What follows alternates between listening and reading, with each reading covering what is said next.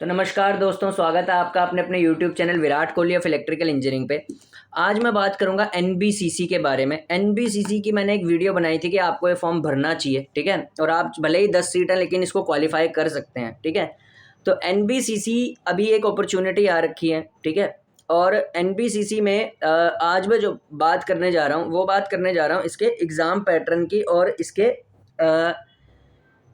इसमें सब्जेक्ट कौन कौन से आते हैं। जब पिछली बार मैंने एनबीसीसी का एग्ज़ाम दिया था तो 120 मार्क्स का पेपर था, ठीक है। तो हो सकता है इस बार भी 120 मार्क्स का हो, और उस 120 मार्क्स के पेपर में 90 क्वेश्चन टेक्निकल के आए थे पिछली बार।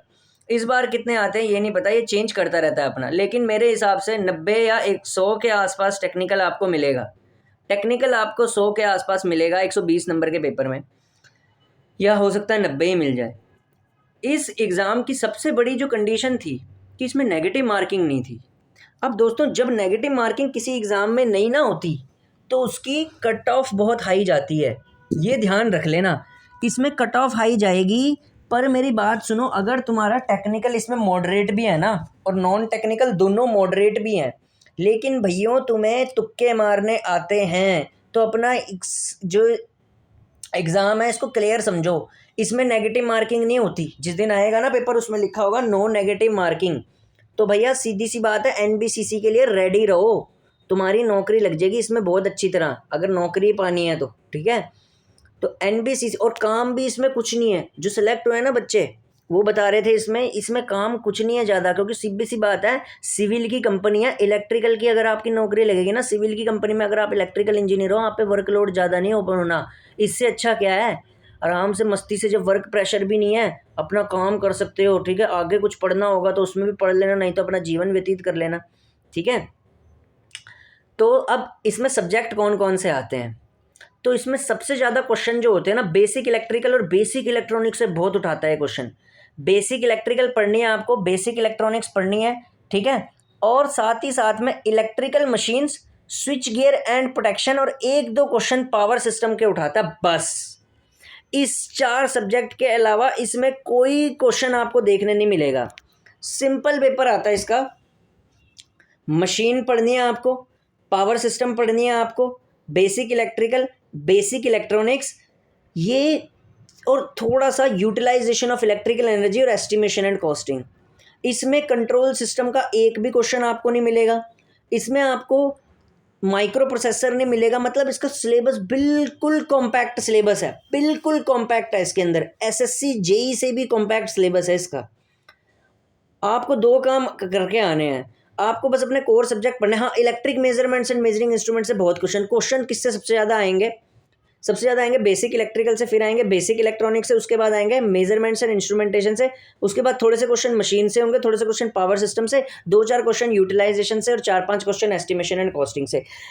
इसके अलावा इसमें एक भी क्वेश्चन आपको देखने को नहीं मिलेगा, और ज़्यादा 90 टेक्निकल में। तो इससे सुनहरा अवसर आपके लिए है नहीं कुछ।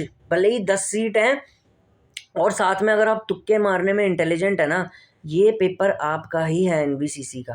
एनबीसीसी में सिलेक्शन लेना कोई बड़ी बात नहीं है, बस आपको ज़्यादा से ज़्यादा मार्क्स लेके आने हैं, भले ही वो आप तुक्के मार के लेके आओ, ठीक है। तो एनबीसीसी के लिए एक बार मैं ज़रा उस पर भी बता दूंगा पूरा, और सब्जेक्ट को करके कौन सा सब्जेक्ट कितने मार्क्स का आया था, पेपर पड़ा है मेरे पे, ठीक है। और बिल्कुल सिंपल पेपर आता है। थ्योरेटिकल क्वेश्चन बहुत होते हैं, न्यूमेरिकल भी लंबे लंबे नहीं होते भाई, क्योंकि ये बिल्कुल रद्दी पेपर है। हिंदुस्तान का सबसे रद्दी पेपर होता है एनबीसीसी जेई का। कोई लेवल नहीं है इस पेपर का, तभी तो इसमें इतने ज़्यादा मार्क्स लाते हैं बच्चे, और तुक्के चलते हैं इसमें, नेगेटिव मार्किंग। इससे ज़्यादा सहूलियत क्या लेगा। आप 10 सीटें ना देखिए, आप एनबीसीसी का पेपर दे के जान रहे हैं तो ज़्यादा से ज़्यादा पेपर करके जाइए, बस नल्ला, मतलब बिल्कुल बिल्कुल छपरी पेपर आएगा। ठीक है। तो NBCC is a good opportunity, आपको देना चाहिए। और 10 ही सीट हैं इसमें, लेकिन क्योंकि अगर आप ऐसे सफ़र कर रहे हैं कि आप बेरोज़गारी से बिल्कुल सफ़र कर रहे हैं, तो मैं आपको कहता हूँ कि आप इसको देने जाइए, ठीक है। आपकी पॉकेट में मनी बिल्कुल आ जाएगी, ठीक है।